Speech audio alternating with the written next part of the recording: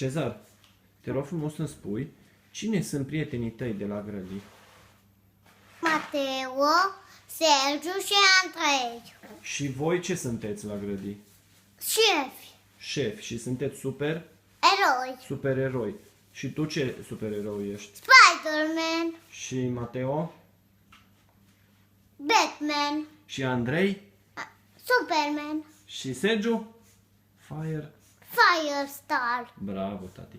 Și voi cât sunteți voi? Dar și Capitanul America zboară. Capitanul America. Dar el, Cât sunteți voi? șefi? Sergiu e Capitanul America. Bravo, tati. Și câți șefi sunteți voi? 4. 4? Tu, pe tine cum te cheamă? Cezar, Și mai cum? Lunca, Cezar și Florin. Și ceilalți șefi care mai sunt? Andrei, Mai cum îl cheamă pe Andrei? Ghergheș, Așa.